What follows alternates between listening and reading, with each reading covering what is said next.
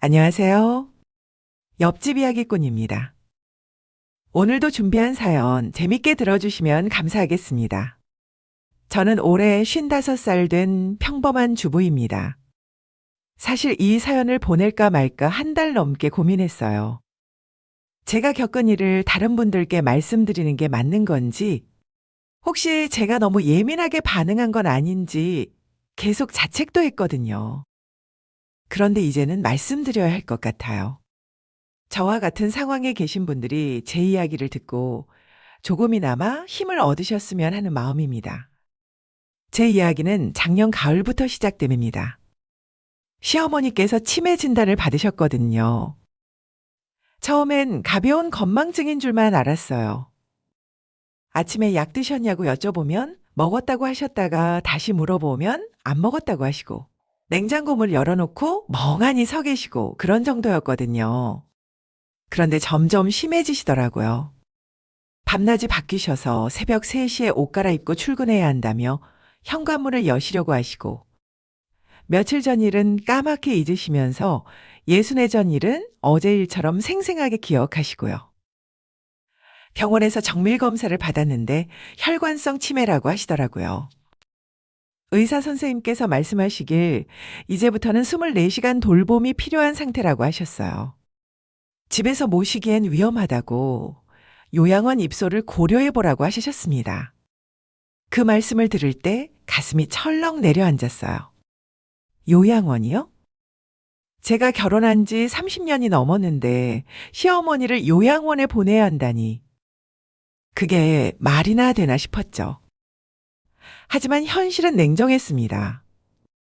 시어머니께서 가스레인지 켜놓고 잊으신 적도 있었고, 한겨울에 창문 활짝 열어놓고 이불 덮고 주무시다 감기 걸리신 적도 있었어요. 저희 남편은 회사 다니느라 낮에는 집에 없고, 저도 파트타임으로 마트에서 계산 일을 하고 있었거든요. 솔직히 제 손으로는 감당이 안 됐습니다.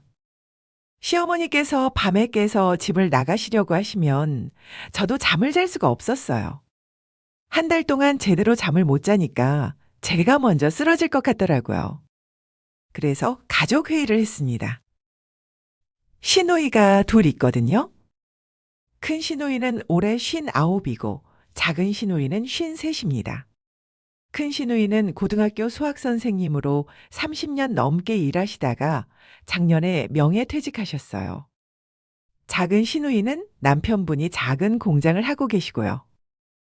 둘 다 저희보다는 형편이 나은 편이에요. 저희는 전세로 살고 있는데 시누이들은 둘 다 아파트를 갖고 계시거든요. 가족회의 날 저는 떨리는 마음으로 준비를 했어요. 시어머니 요양원비를 어떻게 부담할지, 누가 얼마나 낼 수 있을지 의논하려고 모인 자리였거든요. 제가 알아본 요양원은 한 달에 250만 원 정도 들었어요. 시설이 괜찮은 곳으로 알아봤더니 그 정도는 필요하더라고요. 싼 곳도 있긴 한데 시어머니를 그런 곳에 모실 수는 없잖아요. 큰 시누이가 먼저 말을 꺼냈습니다. 엄마 상태가 이 정도인 줄 몰랐어. 요양원에 모시는 게 맞겠어. 근데 한 달에 250만 원이면 1년에 3천만 원인데 그 돈을 어떻게 마련하지? 그러시더라고요. 제가 조심스럽게 말씀드렸어요. 형님, 아가씨 그리고 저희 셋이서 나눠서 내면 한 달에 각자 80만 원 정도씩만 부담하면 되잖아요. 그 정도면 괜찮지 않을까요? 했더니 분위기가 싸늘해졌어요. 작은 시누이가 바로 말했습니다. 언니, 우리가 무슨 돈이 있다고 그래? 우리 애들 대학 등록금에, 우리 애들 결혼 자금에 다 빠듯하게 살아. 나는 한 푼도 못 내. 그러더라고요. 큰 시누이도 거들었어요. 나도 명퇴하고 나니까 수입이 확 줄었어. 퇴직금은 다 노후 자금으로 묶어놔야 하고. 미안하지만 나도 형편이 안 돼. 제가 어이가 없어서 말했죠. 그럼 어떻게 하자는 거예요? 시어머니는 누가 모시는데요? 큰 시누이가 차가운 표정으로 말했어요. 당연히 올케가 모셔야지. 며느리가 시어머니 모시는 게 당연한 거 아니야? 우린 시집간 딸이잖아. 재산 하나 못 받을 딸들이 무슨 돈을 내. 집도 우리 남동생이 받을 거면서. 그 말을 듣는 순간 눈앞이 캄캄해졌습니다. 시어머니께는 재산이라고 할 만한 게 시댁집 하나밖에 없었거든요. 시내에서 좀 떨어진 곳이긴 하지만 30평대 아파트 한 채 있었어요. 시세로 3억 정도 되는 집이었죠. 시아버지께서 돌아가시고 나서 시어머니 혼자 그 집에서 사셨는데 이제 요양원에 가시니까 그 집이 비게 된 거예요. 저는 그날 아무 말도 못하고 집에 왔습니다. 남편한테 물었어요. 여보, 그럼 우리가 요양원비를 다 내야 하는 거야? 남편은 한숨만 쉬더라고요. 누나들 말도 일리가 있어. 재산도 우리가 받을 텐데. 저는 기가 막혔습니다. 재산을 받는다고요? 지금 당장 한 달에 250만 원이 필요한데 언제 받을지도 모르는 재산을 생각하라고요? 그날 밤 저는 잠을 이룰 수가 없었어요. 통장을 들여다보고 또 들여다봤습니다. 저희 부부가 30년 넘게 모은 돈이 전세금 1억 5천에 적금이 3천만 원 정도였어요. 그게 전부였습니다. 요양원비를 1년만 내도 3천만 원인데 시어머니께서 몇 년이나 사실지 아무도 모르잖아요. 그럼 우리는 어떻게 살아야 하나요? 우리 노후는요? 하지만 달리 방법이 없었습니다. 시어머니를 그냥 둘 수는 없었으니까요. 결국 저는 결심했어요. 전셋집을 빼서 요양원비에 쓰기로요. 어차피 시어머니 집이 비니까 저희가 거기로 들어가서 살면 되잖아요. 전세금 1억 5천을 빼면 그걸로 요양원비를 몇 년은 낼 수 있을 거라고 생각했습니다. 남편한테 말했더니 남편도 찬성했어요. 그래, 그게 최선인 것 같아. 어차피 엄마 집이 비는데 우리가 거기 들어가자. 그렇게 해서 저희는 전셋집을 정리했습니다. 이사 준비를 하면서도 마음 한구석이 무거웠어요. 30년 동안 모은 돈이 하루아침에 이렇게 없어지다니. 하지만 어쩔 수 없었습니다. 시어머니를 저버릴 수는 없었으니까요. 그렇게 저희는 시어머니 집으로 이사를 했고 시어머니는 요양원에 입소하셨습니다. 이게 제 지옥 같은 2년의 시작이었다는 걸 그때는 몰랐습니다. 제가 남편을 처음 만난 건 31살 때였어요. 주변에서 소개를 받았는데 남편이 참 성실하고 착해 보였거든요. 얼굴이 잘생기거나 조건이 좋은 건 아니었지만 말투가 부드럽고 예의 바른 사람이었어요. 무엇보다 제 이야기를 잘 들어주더라고요. 저는 그게 좋았습니다. 처음 시댁에 인사 갔을 때도 분위기가 괜찮았어요. 시어머니도 반갑게 맞아주셨죠. 우리 며느리 예쁘게 생겼네. 시아버지께서는 과묵하신 분이셨는데 환하게 웃으시며 맞아주셨습니다. 큰 시누이와 작은 시누이도 그날은 친절했습니다. 옳게. 우리 동생 잘 부탁해. 하면서 웃어주시더라고요. 결혼 준비하는 동안에도 별 문제는 없었어요. 시댁에서 혼수 요구도 과하지 않았고 결혼식도 소박하게 했습니다. 저는 오히려 감사했어요. 제 친정이 형편이 넉넉하지 않았거든요. 아버지는 택시 운전을 하셨고 어머니는 식당에서 일하셨어요. 오빠 둘 장가 보내고 나니까 저한테 해줄 게 별로 없었죠. 그래도 시댁에서 크게 뭐라 하지 않으셔서 다행이었습니다. 결혼 초반에는 행복했어요. 시어머니께서 가끔 반찬 갖다 주시고 명절 때 시댁 가면 따뜻하게 대해주셨거든요. 시누이들도 저를 친동생처럼 대해줬어요. 그때까지만 해도 큰 시누이는 제 편을 들어줄 때가 많았습니다. 옳게. 우리 동생이 어리석은 데가 있으니까 옳게가 잘 챙겨줘야 해. 작은 시누이는 오빠 험담을 하며 친근하게 대해줬습니다. 새언니, 오빠가 월급 다 갖다 바치죠? 남자들은 그래야 돼. 하면서 웃으시기도 했고요. 하지만 시아버지께서 돌아가시고 나서 분위기가 달라졌습니다. 그때 제 나이 42이었는데 시아버지께서 갑작스럽게 심근경색으로 돌아가셨거든요. 장례를 치르면서 재산 문제가 불거졌어요. 시아버지 명의로 된 게 시댁 아파트 한 채밖에 없었는데 그걸 누구 명의로 할 거냐는 문제였죠. 당연히 시어머니 명의로 해야 한다고 생각했는데 시누이들이 달랐어요. 시누이들이 말을 꺼냈어요. 엄마 명의로 하면 나중에 상속세 문제도 있고. 차라리 동생 명의로 하는 게 낫지 않아? 맞아. 어차피 아들이 받을 건데 지금 넘기는 게 나아. 시어머니께서 그때는 정신이 멀쩡하셨는데 그래, 너희 아버지도 아들한테 주라고 하셨어. 내가 뭐 하러 집을 갖고 있어. 그냥 내 명의로 해라. 저는 그때 남편한테 말했어요. 여보, 그래도 어머니가 살아계신데 어머니 명의로 하는 게 맞지 않아요? 그랬더니 남편이 누나도 그러시고 엄마도 그러시는데 뭐 어차피 나중에 내가 받을 거잖아. 저는 찝찝했지만 제가 뭐라고 할 입장이 아니었죠. 결국 그 집은 남편 명의로 넘어갔습니다. 그 이후로 시누이들이 조금씩 달라지기 시작했어요. 예전처럼 친절하지 않더라고요. 명절 때 가면 올케는 참 편하게 사네. 우리는 시집살이 얼마나 했는데. 동생이 집도 받았으니 엄마는 니네가 모셔야지. 하는 얘기들도 나오더라고요. 저는 그때만 해도 대수롭지 않게 생각했어요. 그냥 농담인 줄 알았으니까요. 시어머니께서 건강이 나빠지신 건 시아버지 돌아가시고 4년쯤 지난 후였어요. 처음엔 고혈압이랑 당뇨가 있으셨는데 그건 약으로 조절이 됐거든요. 그런데 75살 되시던 해에 작은 뇌졸중이 오셨어요. 다행히 크게 후유증은 없으셨는데 그때부터 기력이 많이 떨어지셨죠. 혼자 사시는 게 걱정돼서 제가 자주 들르기 시작했어요. 일주일에 3번은 시댁에 갔습니다. 집 청소도 해드리고 반찬도 해다 드리고 시어머니 병원 모시고 가고요. 마트 일 끝나고 가면 저녁 7시쯤 되는데 거기서 저녁 차려드리고 설거지하고 집에 오면 밤 9시가 넘었어요. 솔직히 힘들었습니다. 하루 종일 마트에서 서서 일하고 저녁에 또 시댁 가서 집안일하고 집에 오면 녹초가 됐죠. 그런데 시누이들은 한 달에 한 번 오실까 말까 했어요. 늘 하는 말은 똑같았습니다.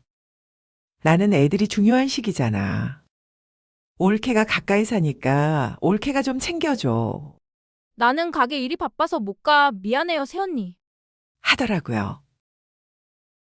처음엔 다들 바빠서 그런 거겠거니 하고 이해했어요.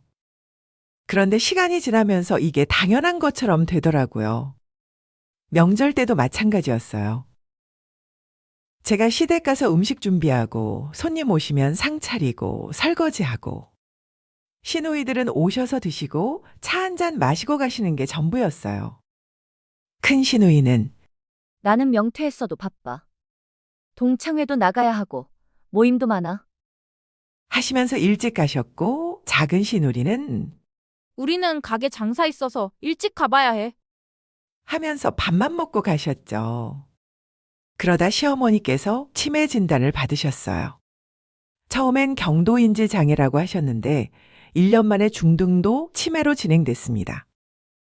의사 선생님이 진행 속도가 빠른 편이라고 하시더라고요. 밤낮이 바뀌고 헛것이 보인다고 하시고 화장실 가는 것도 헷갈려 하셨어요. 제가 남편한테 말했어요. 여보, 이제 어머니 혼자 두면 안 될 것 같아요. 우리 집으로 모시고 와야 하는 거 아니야? 그랬더니 남편이 난처해 하더라고요. 그게 우리 집이 좁잖아. 방이 2개밖에 없는데 엄마 모시면 애가 어디서 자? 우리 아들이 그때 고등학생이었거든요. 그럼 요양원에 모셔야 하는 거 아니야? 했더니 남편은 돈이 많이 든다며 생각해 보자고 하더라고요. 그렇게 망설이는 사이에 시어머니 상태는 더 나빠지셨어요. 어느 날 새벽에 시어머니한테서 전화가 왔어요. 여보세요? 했더니 시어머니께서 울먹이는 목소리로 도둑이 들었어. 경찰 불러줘. 하시는 거예요. 깜짝 놀라서 남편이랑 바로 시댁으로 달려갔죠. 가보니까 아무도 없었어요. 시어머니께서 헛것을 보신 거였어요. 그런 일이 몇 번 더 있었습니다. 그때쯤 가족회의를 한 거예요. 큰 시누이랑 작은 시누리를 불러서 이제 어머니 혼자 두면 안 될 것 같다. 요양원에 모셔야 한다고 말했죠. 두 분 다 동의하셨어요. 그래, 그게 낫겠다. 엄마 안전이 최우선이지. 그럼 요양원은 제가 알아볼게요. 요양원비는 어떻게 할까요? 하고 물었더니 처음 얘기한 것처럼 우리는 돈 없다. 올케가 알아서 해 라는 상황이 돼버린 겁니다. 저는 그날 정말 억울했습니다. 지금까지 시어머니 병원비며 생활비며 다 제가 됐거든요. 시누이들은 명절 때 용돈 10만 원씩 드리는 게 전부였어요. 그런데 정작 큰 돈이 들어가는 요양원비까지 저보고 내라고 하시는 거예요. 형님, 아가씨 너무하신 거 아니에요? 지금까지 어머니 모신 것도 다 저였잖아요. 했더니 큰 시누이가 차갑게 말했어요. 옳게. 우리는 시집간 딸이야. 아들이 부모 모시는 게 당연한 거지. 그리고 우리 동생이 집도 받을 거잖아. 재산 받을 사람이 부모 모셔야지. 아무것도 못 받을 우리가 왜 돈을 내? 작은 시누이도 거들었어요. 맞아요, 언니. 나도 시집 가서 시어머니 모시느라 고생 많이 했어. 근데 그게 며느리 도리잖아. 언니만 힘든 거 아니에요. 그 말을 듣는데 눈물이 나려고 했어요. 억울해서요. 재산 받을 거라고요? 언제 받을지도 모르는 집 하나 때문에. 지금 당장 필요한 돈을 다 제가 내야 한다고요? 게다가 그 집도 시가 3억 정도밖에 안 되는데 요양원비로 몇 년이면 다 없어질 돈이잖아요. 남편한테 따졌어요. 여보, 당신 누나들이 너무한 거 아니야? 같이 내자고 하는 게 그렇게 어려운 일이야? 그래도 누나들 말도 일리가 있어. 재산은 우리가 받을 거니까.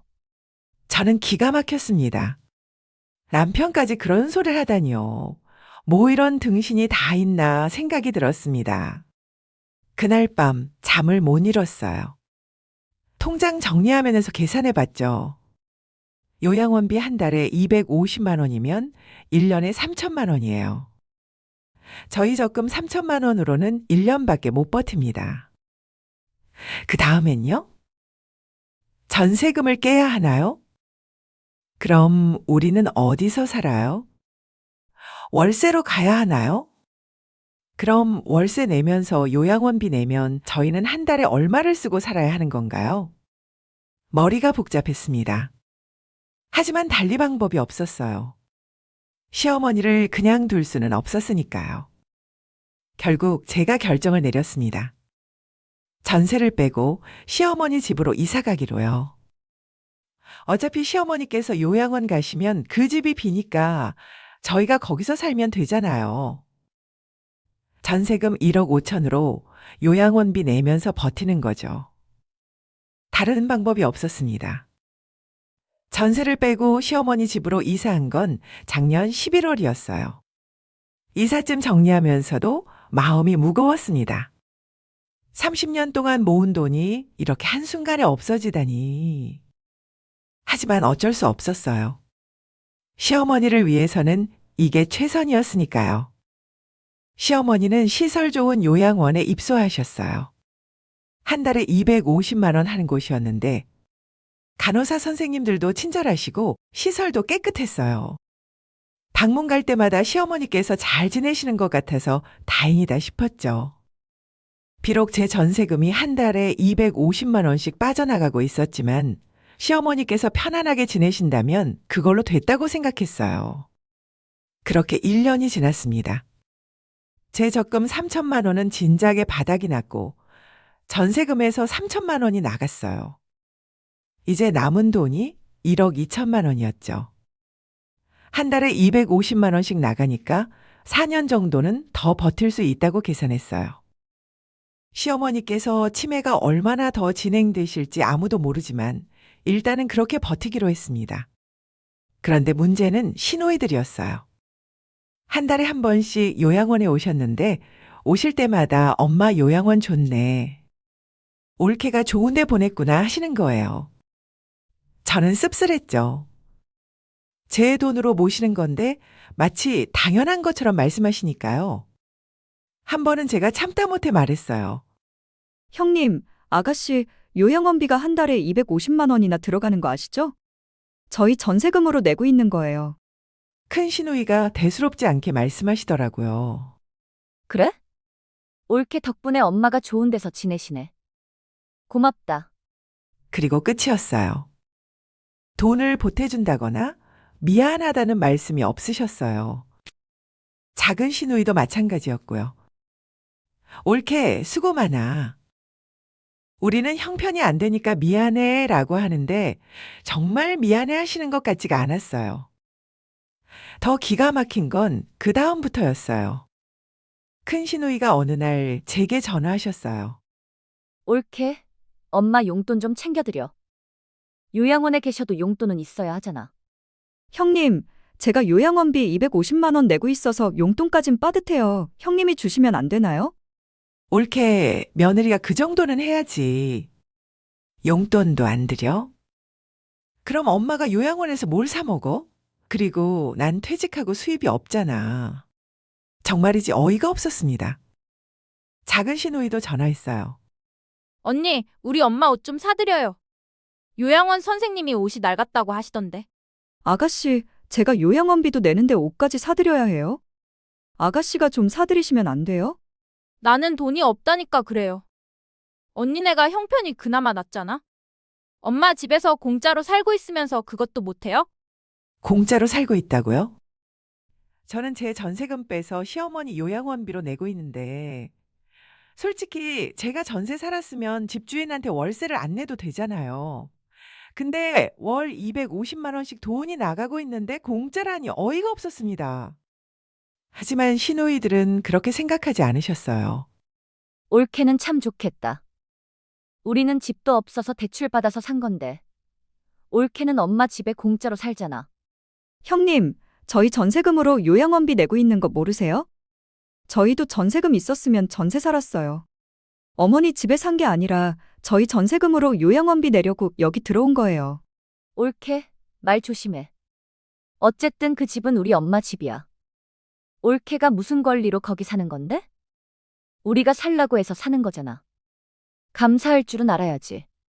저는 그 말을 듣고 말문이 막혔습니다. 감사하라고요? 제 돈으로 시어머니 모시면서 무슨 감사를 하라는 건가요? 그 일이 있고 나서 시누이들이 더 심해졌어요.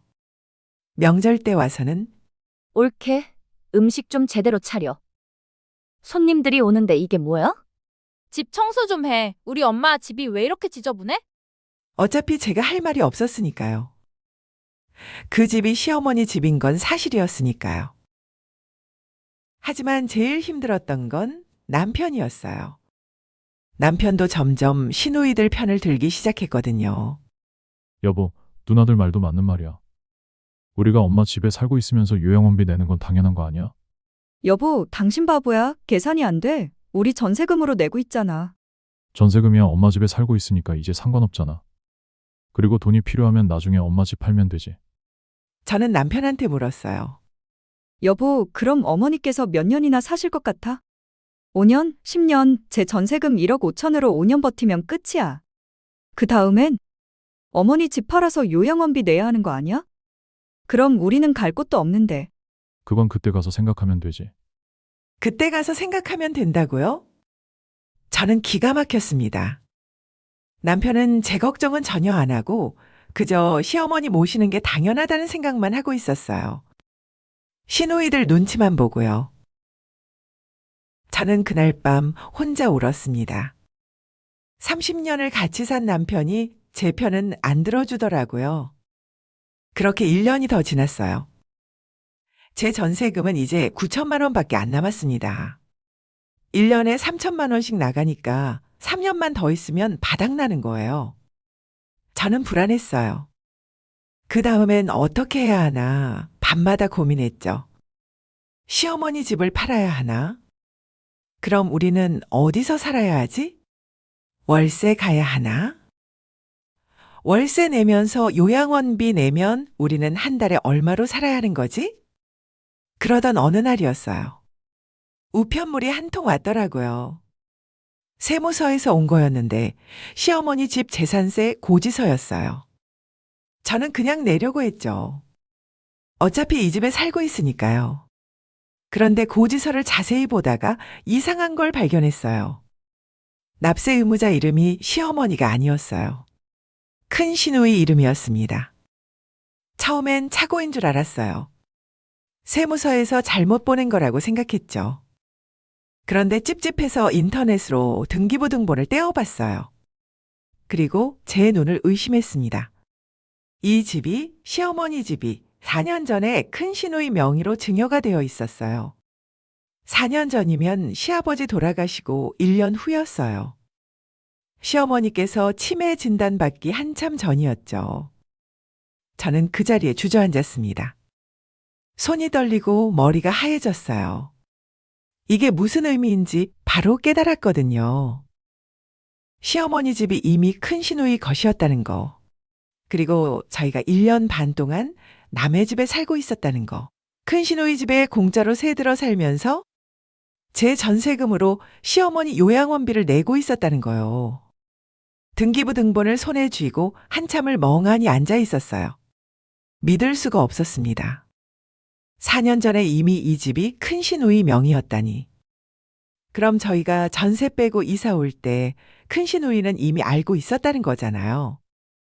이 집이 자기 것이라는 걸요. 저는 부들부들 떨리는 손으로 남편한테 전화했어요. 여보, 당장 집에 와. 지금 빨리 당장. 무슨 일이야? 무슨 일 있어? 와서 얘기해. 빨리 와.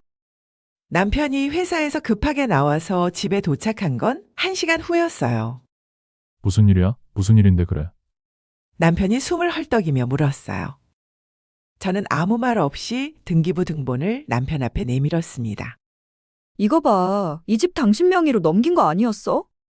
남편이 서류를 받아서 보더니 얼굴이 하얗게 변했어요.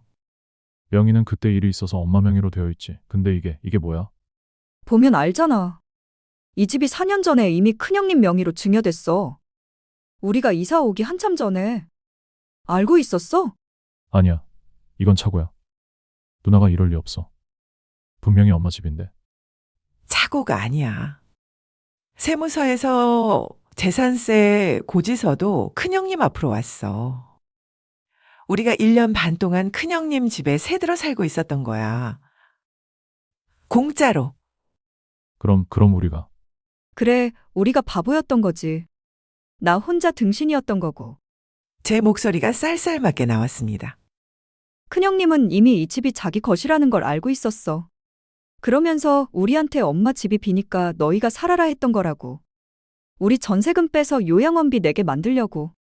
남편이 소파에 주저앉았어요. 누나가 그럴 리 없어. 하지만 증거는 명백했습니다. 등기부 등본에는 4년 전 5월 15일자로 증여 등기가 되어 있었어요. 증여자는 시어머니, 수증자는 큰 시누이. 그날은 시아버지 사망 1년 후였죠. 저는 기억을 더듬어 봤어요.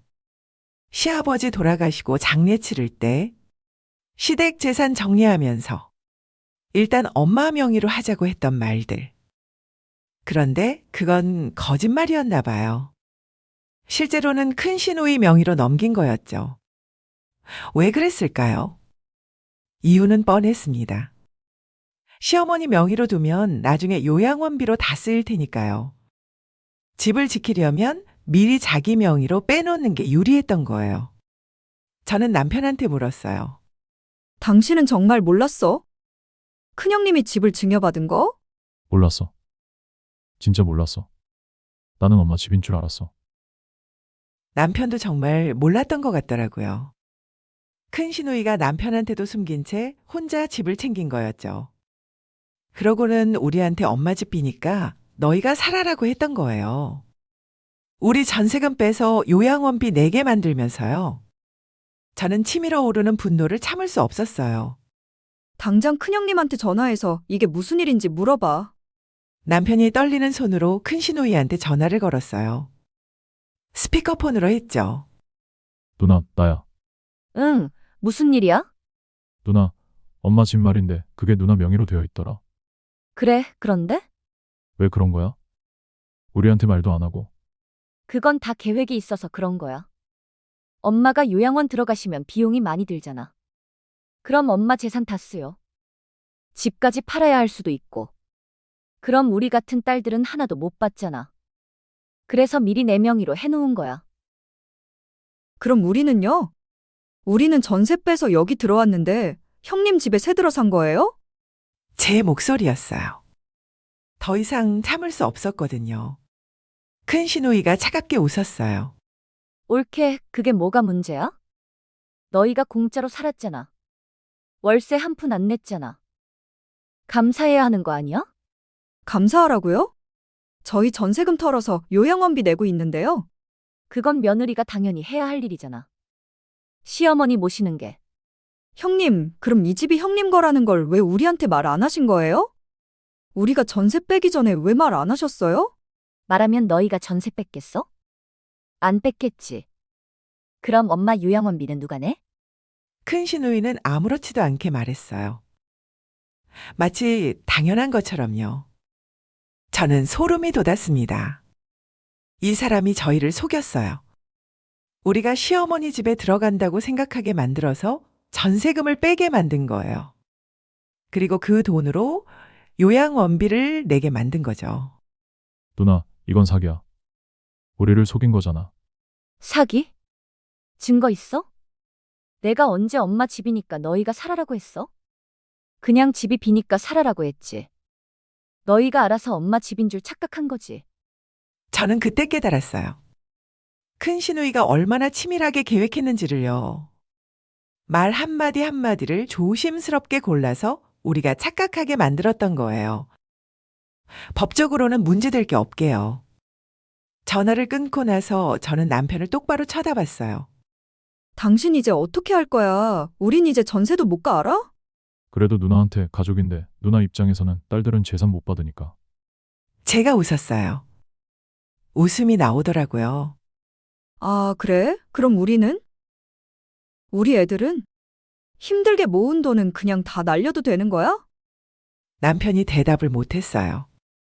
정말 화가 머리끝까지 올랐습니다. 저는 그날 밤 잠을 한숨도 못 잤습니다. 계속 생각했어요. 제가 어떻게 해야 하나?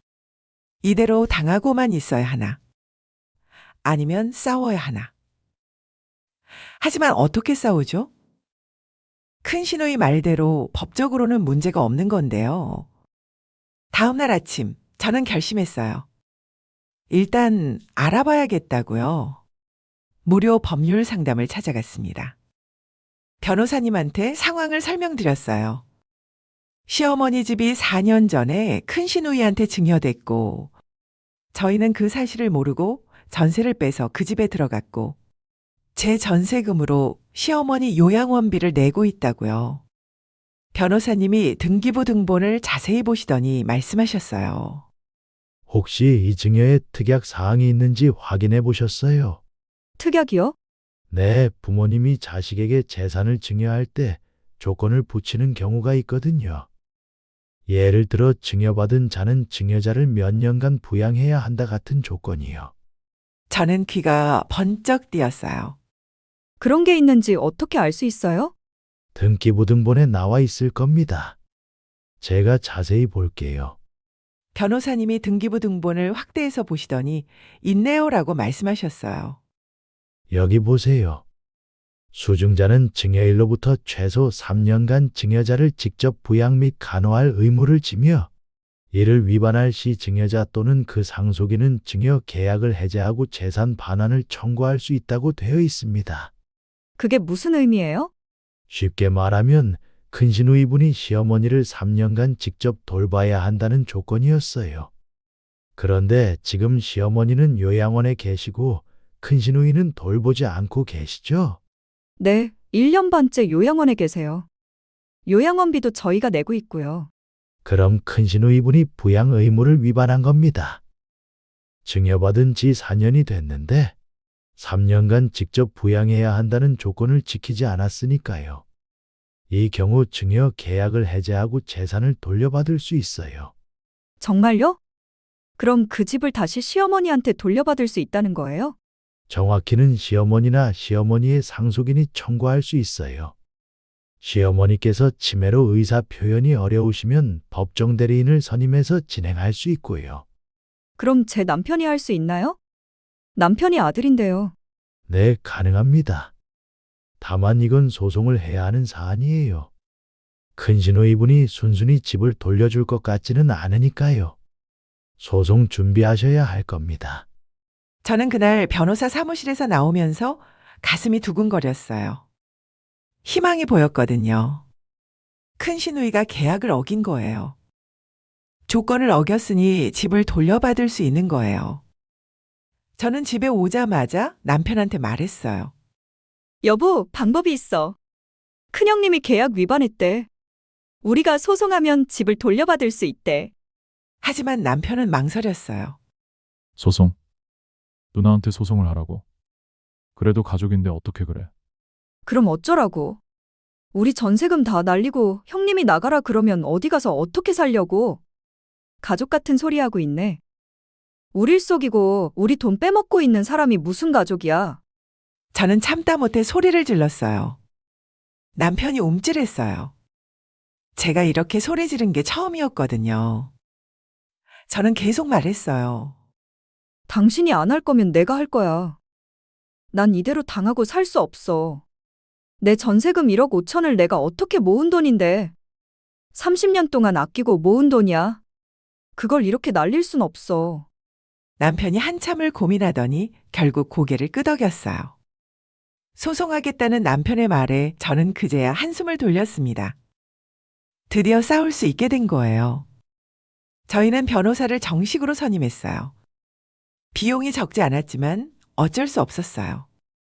변호사님이 소장을 작성하시고 증거 자료를 준비하셨어요. 등기부 등본, 요양원 입소 기록, 요양원비 납부 증명서, 통장 거래 내역 등등. 제가 1년 반 동안 요양원비를 냈다는 증거들이었죠. 소장이 큰시누이한테 송달된 날, 큰시누이한테서 전화가 왔어요. 화가 잔뜩 난 목소리였죠. 너희 미쳤어? 나한테 소송을 해? 가족끼리? 형님이 먼저 우리를 속였잖아요. 우리 전세금으로 요양원비 내게 만들고. 그게 뭐가 잘못이야? 며느리가 시어머니 모시는 게 당연한 거잖아. 형님도 딸이잖아요. 왜 형님은 안 모시고 저만 모셔야 해요? 아들이 받을 재산이 있으니까 아들 며느리가 모시는 거지. 그 재산이 이미 형님 거였잖아요. 우리가 받을 게 없는데 왜 우리가 모셔야 해요? 큰시누이가 할 말이 없었는지 전화를 끊어버렸어요. 며칠 후 작은 시누이한테서도 전화가 왔어요. 언니, 소송 취하해. 가족끼리 이럴 거야? 엄마가 아직 살아계신데 자식들끼리 이렇게 싸워? 그럼 아가씨가 요양원비 낼 수 있어요? 한 달에 100만 원만이라도? 나는 돈 없다니까. 그럼 저는요, 이제 집도 없어질 판인데요? 하여튼 새언니가 너무한 거야. 우리 언니가 얼마나 속상해하는데. 저도 속상해요. 1년 반 동안 속아 살았는데 안 속상하겠어요? 작은 시누이도 전화를 끊었어요. 소송은 예상대로 쉽지 않았어요. 큰 시누이 측에서도 변호사를 선임했고 맞섰거든요. 큰 시누이 측 주장은 이랬어요. 시어머니를 요양원에 모신 것도 부양의 한 방법이다. 직접 돌보지 못하는 상황에서 요양원에 모시는 건 최선의 선택이었고, 이것도 부양 의무를 이행한 것이다. 계약서에는 직접 부양 및 간호라고 명시되어 있습니다. 요양원에 입소시킨 것은 직접 부양이 아니며 더군다나 요양원비조차 며느리가 부담하고 있습니다. 피고는 부양 의무를 전혀 이행하지 않았습니다. 재판은 몇 달 동안 계속됐어요. 그 사이에 시댁 식구들은 저희를 완전히 등졌어요. 명절에도 연락이 없었고 시어머니 병문안도 저 혼자 갔어요. 남편은 중간에 끼어서 괴로워했지만 저는 확신했어요. 우리가 잘못한 게 아니라고요. 드디어 판결문이 나왔어요. 재판장에 앉아서 판사님 말씀을 듣는데 가슴이 터질 것만 같았습니다. 판사님이 말씀하셨어요. 피고는 증여계약서에 명시된 증여일로부터 최소 3년간 증여자를 직접 부양 및 간호할 의무를 이행하지 않았다. 증여받은 지 4년이 지난 현재까지 피고는 증여자를 직접 부양하지 않았으며 증여자가 요양원에 입소한 후 요양원비 역시 원고 측에서 전액 부담하고 있다. 이는 명백한 계약 위반이다. 따라서 본법원은 원고의 청구를 인용하여 피고는 이 판결 확정일로부터 30일 이내에 해당 부동산의 소유권을 증여자에게 반환할 것을 명한다. 또한 피고는 원고가 부담한 요양원비 중 피고의 부양 의무 기간에 해당하는 금액 4,500만 원을 원고에게 배상할 것을 명한다. 저는 그 말을 듣는 순간 눈물이 쏟아졌어요. 이겼어요. 우리가 이긴 거예요. 큰 시누이가 집을 돌려줘야 하고 제가 낸 요양원비까지 돌려받게 된 거예요. 옆에 있던 남편이 제 손을 꼭 잡았어요. 남편도 울고 있었어요. 반대편에 앉아있던 큰 시누이는 얼굴이 새하얗게 질려 있었어요. 옆에 있던 작은 시누이도 멍한 표정이었고요. 재판이 끝나고 나올 때 큰 시누이가 저한테 다가왔어요. 옳게. 이거 진짜 이렇게까지 해야 했어? 항소할 수도 있어.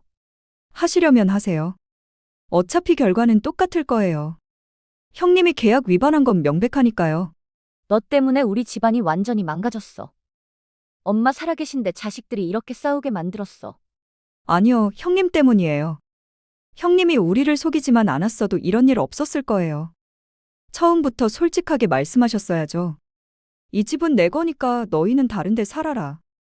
요양원비는 나눠내자고요. 큰 시누이가 할 말이 없었는지 돌아서서 가버렸어요. 작은 시누이가 제게 다가와서 말했어요. 새언니, 우리 언니 진짜 힘들어서 그랬대요. 그 집 팔아야 할 수도 있대. 그럼 언니는 갈 데가 없어. 아가씨, 그럼 저희는요? 전세금 다 날리면 저희라고 갈 데 있었겠어요? 작은 시누이도 아무 말 못하고 가버렸어요. 저는 그날 정말 후련했습니다. 1년 반 동안 쌓였던 억울함이 한 번에 풀리는 기분이었어요. 큰 시누이는 항소하지 않았어요. 어차피 이길 가망이 없었으니까요. 판결이 확정되고 큰 시누이는 집을 시어머니 명의로 돌려줘야 했어요. 그리고 저한테 4,500만 원을 배상해야 했죠. 큰 시누이는 그 돈을 마련하느라 자기 아파트를 담보로 대출을 받았다고 했어요. 저는 그 돈을 받아서 일단 제 계좌에 넣어뒀어요. 그리고 남편한테 말했어요. 여보, 이제 우리가 결정해. 이 집을 어떻게 할 건지. 시어머니 집이 다시 시어머니 명의가 됐지만 시어머니는 여전히 요양원에 계셨거든요. 남편이 조심스럽게 말했어요. 엄마가 돌아가시면 이 집이 내 거겠지. 그럼 우리가 여기 살면 되잖아. 나는 여기서 더 이상 살고 싶지 않아. 이 집에 있으면 자꾸 지난 일들이 생각날 것 같아. 차라리 팔고 작은 집으로 이사 가자. 남은 돈으로 우리 노후 준비하고 어머니 요양원비로 쓰고. 엄마 집을 팔아. 어차피 어머니께서 돌아가시면 상속세도 내야 하고 복잡할 거야. 지금 파는 게 나아. 남편이 한참을 고민하더니 결국 동의했어요. 저희는 시어머니께 후견인 신청을 해서 집을 매매할 수 있는 권한을 받았어요. 그리고 집을 내놓았죠. 다행히 입지가 괜찮은 곳이라 빨리 팔렸어요. 3억 2천만 원에 팔렸는데 거기서 중개 수수료랑 세금 떼고 나니 3억 정도 남았어요. 저희는 그 돈으로 시어머니 요양원비를 별도 계좌에 넣어뒀어요. 한 달에 250만 원이면 10년은 쓸 수 있는 돈이었죠. 그리고 남은 돈으로 작은 투룸 아파트를 샀어요. 시 외곽이지만 깨끗하고 조용한 곳이었어요. 돈이 좀 남았는데 그건 저희 노후 자금으로 적금에 넣었고요. 새 집으로 이사하던 날 큰 시누이한테서 전화가 왔어요. 너희 엄마 집 팔았다며? 우리한테 한마디 상의도 없이. 상의할 필요 없잖아요. 어머니 집이니까 어머니 위해서 쓰는 거예요. 요양원비로요. 그래도 우리도 자식인데. 재산 처분할 때는 상의를 해야 하는 거 아니야? 형님은 이미 집을 증여받으셨잖아요. 4년 동안 형님 것이었던 집이요. 그걸 돌려받은 거니까 형님이 뭐라고 하실 자격 없어요. 너 때문에 우리 집안이 완전히 박살났어. 명절에도 가족들이 모이지도 못하고 엄마는 요양원에 계시고 다 내 탓이야. 형님 탓이에요. 형님이 욕심 부리지 않았으면 이런 일 없었을 거예요. 전화를 끊고 나서 저는 창밖을 바라봤어요. 새 아파트에서 보이는 풍경은 평화로웠어요. 저는 이제 자유로웠습니다. 더 이상 시누이들 눈치 볼 필요도 없고 억울하게 돈 쓸 일도 없었어요. 제가 받아야 할 걸 받았고 제 권리를 찾았어요. 남편이 커피를 들고 와서 제 옆에 앉았어요. 여보, 미안해. 내가 진작 당신 편을 들었어야 했는데. 이제라도 알았으면 됐어. 우리 이제부터라도 잘 살아보자 애들하고 우리끼리. 그날 밤 저는 오랜만에 편안하게 잠들었어요. 1년 반 만에 처음으로 악몽 없이 잔 밤이었습니다. 그 일이 있고 나서 저희는 새 아파트에서 조용히 살고 있었습니다. 시어머니는 여전히 요양원에 계셨어요. 저는 일주일에 한 번씩 면회를 갔어요. 시어머니께서 저를 알아보시진 못했지만 그래도 제 손을 잡으시면서 웃으시는 걸 보면 마음이 따뜻해졌어요. 요양원비는 집 한 돈에서 계속 나가고 있었고 앞으로 7, 8년은 더 쓸 수 있을 것 같았어요. 큰 시누이와 작은 시누리는 완전히 연락이 끊겼어요. 명절에도 서로 연락하지 않았고 시어머니 면회도 따로따로 갔어요. 한 번에는 제가 면회 갔을 때 큰 시누이랑 딱 마주쳤는데 서로 인사도 없이 지나쳤어요. 씁쓸했지만 어쩔 수 없었어요. 그런데 얼마 전에 작은 시누이한테서 전화가 왔어요. 오랜만이었죠. 새언니, 나야. 잘 지내시죠? 목소리가 이상하게 조심스러웠어요. 네, 잘 지내요. 무슨 일이세요? 그게 우리 언니 말인데. 작은 시누이 말로는 큰 시누이가 요즘 많이 힘들다고 했어요. 집을 돌려주느라 받은 대출 이자가 만만치 않고 명예퇴직한 후로 수입이 없으니까 생활이 빠듯하대요. 게다가 큰 시누이 남편이 사업 실패로 빚까지 졌다고 했어요. 그래서 언니한테 부탁이 있는데 엄마 요양원비를 좀 줄일 수 없을까? 좀 더 싼 곳으로 옮기거나. 그럼 남는 돈으로 우리 언니를 좀 도와줄 수 있잖아. 아가씨, 지금 무슨 말씀 하시는 거예요? 어머니 요양원비를 줄여서 큰형님을 도와주라고요?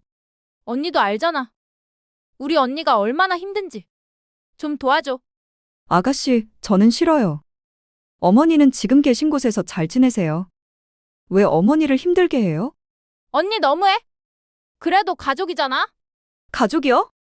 저를 속이고 제 돈 빼먹은 사람이 가족이에요?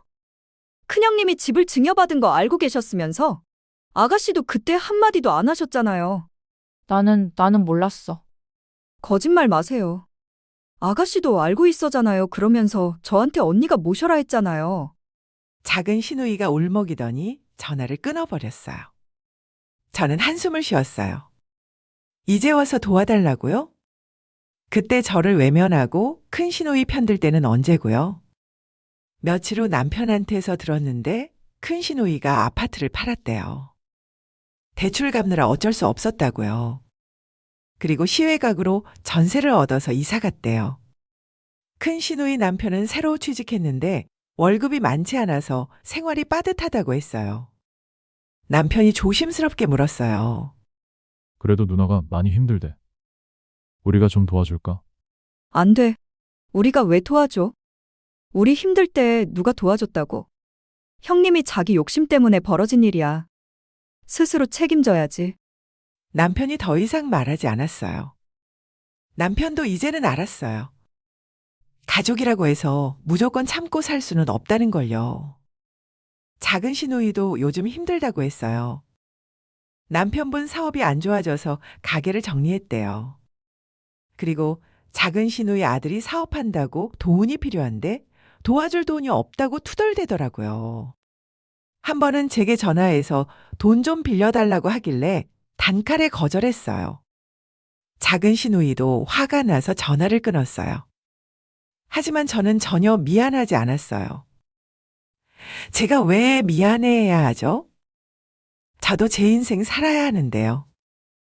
지금 돌이켜보면 제가 소송을 결심한 게 정말 잘한 일이었다고 생각해요. 만약 그때 참고 넘어갔다면 저는 지금쯤 전세금 다 날리고 막막해하고 있었을 거예요. 시누이들은 여전히 저를 호구로 보면서 더 많은 걸 요구하고 있었을 거고요.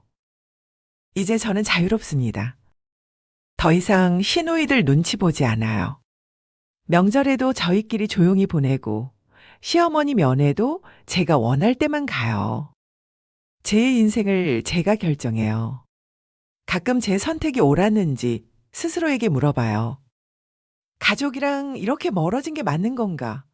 제가 너무 냉정한 건 아닌가? 하지만 곧 생각을 고쳐먹어요. 가족이라는 이름으로 희생만 강요받을 필요는 없다고요. 저도 존중받을 권리가 있다고요. 여기까지가 제 이야기입니다. 긴 이야기 들어주셔서 감사해요. 혹시 저와 비슷한 상황에 계신 분들이 있다면 이 말씀 꼭 드리고 싶어요. 참지 마세요. 가족이라고 해서 며느리라고 해서 무조건 희생할 필요는 없어요. 당신의 인생도 소중해요. 당신이 평생 모은 돈도 소중해요. 누군가 당신을 이용하려고 한다면 당당하게 맞서세요. 법이 당신 편이에요. 저는 1년 반 동안 속으면서 살았어요. 매일 밤 통장 보면서 걱정하고 시누이들 눈치 보면서 살았어요. 하지만 이제는 아니에요. 제가 제 권리를 찾았어요. 제 인생을 되찾았어요. 당신도 할 수 있어요. 두려워하지 마세요. 가족이 무섭다고, 주변 시선이 무섭다고 참고만 사는 건 진짜 인생이 아니에요. 당당하게 사세요. 당신은 존중받을 자격이 있어요. 그리고 한 가지 더, 계약서는 꼭 확인하세요. 증여든 상속이든 부동산 등기든 꼭 직접 확인하세요. 저처럼 1년 반이나 속아 살지 마시고요. 제 이야기가 누군가에게 작은 용기가 됐으면 좋겠어요. 힘내세요. 당신은 혼자가 아니에요. 긴 글 함께 해주셔서 감사합니다. 구독과 좋아요는 큰 힘이 됩니다. 감사합니다.